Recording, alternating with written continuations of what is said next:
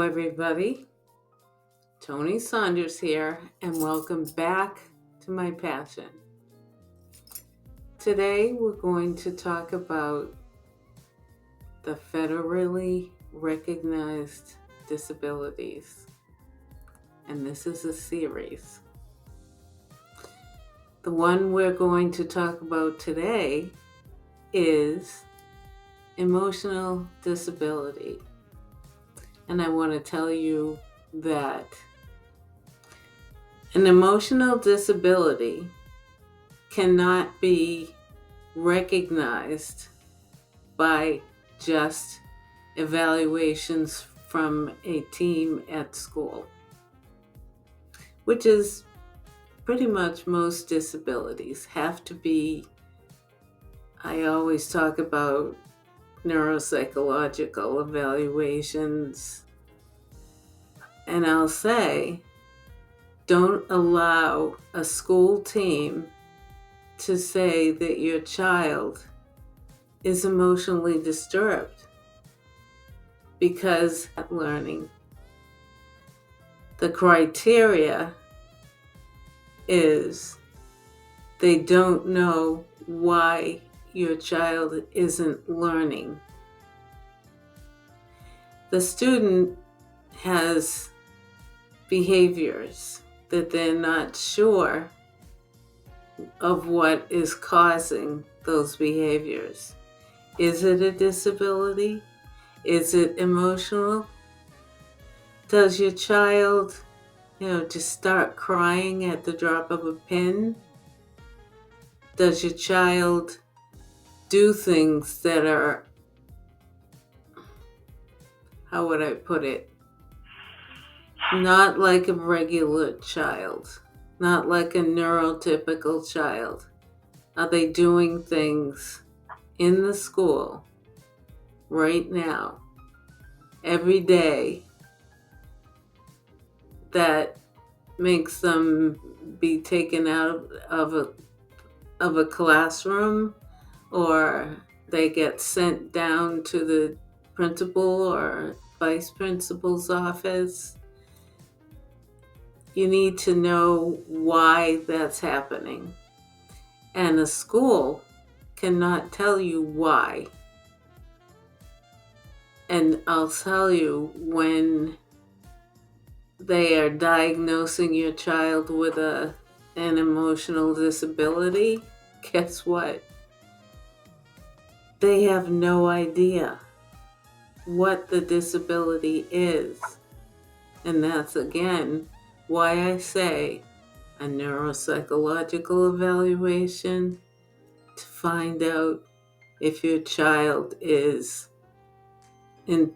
intellectually impaired, emotionally impaired, autistic. They don't know until a doctor tells them. I find it very difficult to say that a child is emotionally disturbed unless they start off that way in school, doing weird things. But if they do, that's when you get the evaluation from a neuropsychological standpoint and not a school psychologist. There are many tools that doctors use that schools do not. And one of those tools evaluates whether or not a child is emotionally impaired. And again, I said that it's usually a child of color that they say this about. But that's because they don't know. They don't know what it is. And do not take it on unless a doctor says to you that your child is. I want you to understand that their behavior is not a way of diagnosing anything. A doctor diagnoses by something. They use tools, evaluating tools. And because they're doctors, they actually have different evaluations than a school does. Schools have things like the Wessler Intelligence Scale for children.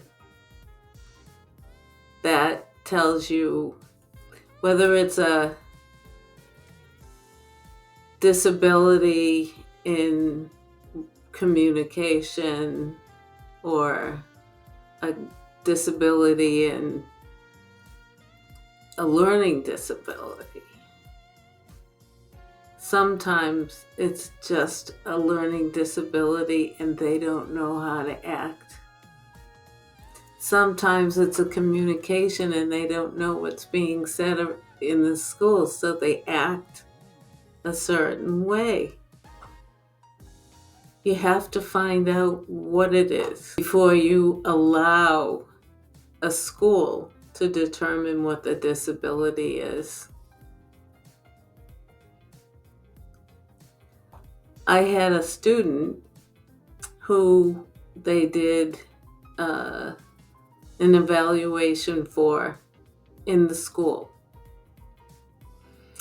And then when I read the records, I said, wait a minute, why did you use this tool instead of a different tool to evaluate whether or not the child was emotionally disturbed? An emotional disability usually deals with someone, not just behavior, but they're doing weird things at home and at school and around kids. You don't know until you find out from a neuropsychologist. You just don't know.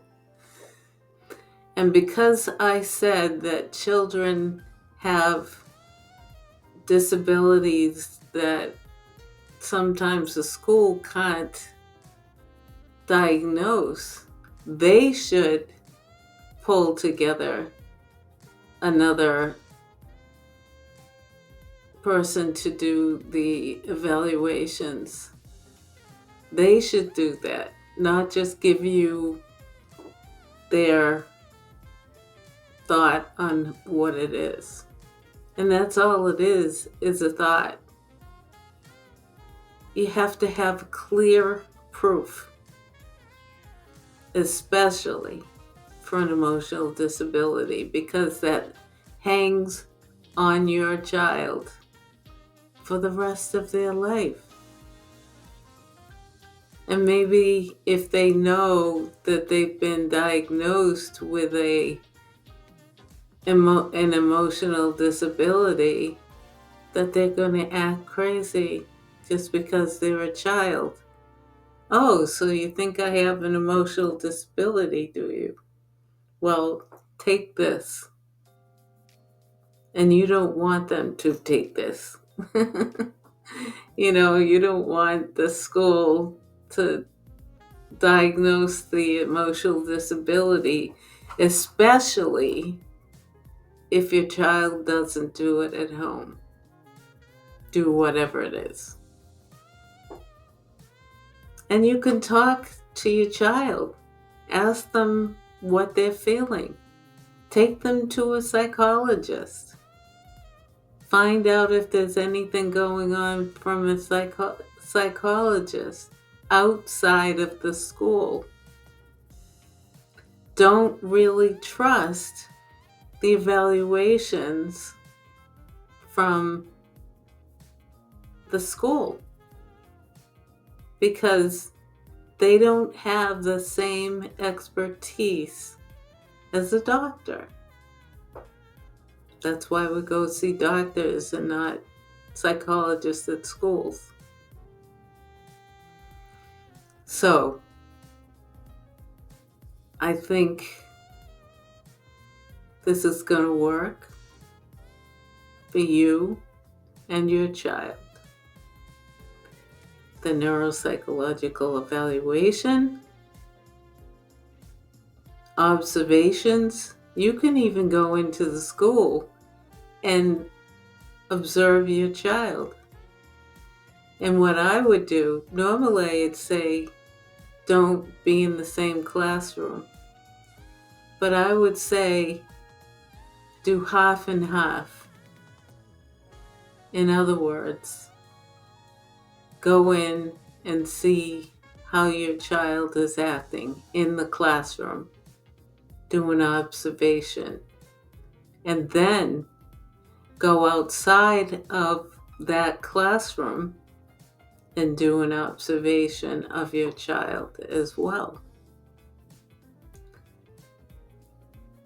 It's a very tricky diagnosis, one that you do not want to have.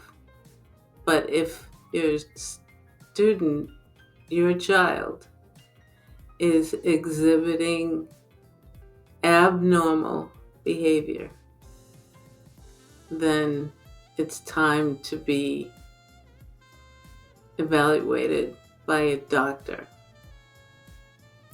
And that's it. Don't accept it unless a doctor says it. And if you have a child of color, don't accept it at all until a doctor says. But even then, I would question the doctor and maybe get another neuropsych if they feel that your child is emotionally disturbed. That's just such a hard thing to determine. And don't let a school determine it. Don't sign anything that says it on it. Your child is emotionally disturbed. We're going to put him in a different placement because he just can't learn. No. Why can't he learn? Even if he were emotionally disturbed, why can't he learn? What are the reasons that your child can't learn? Leave no stone unturned. And subscribe. Please. Ask me questions, whatever you want, whatever you need. I'm here. Thank you.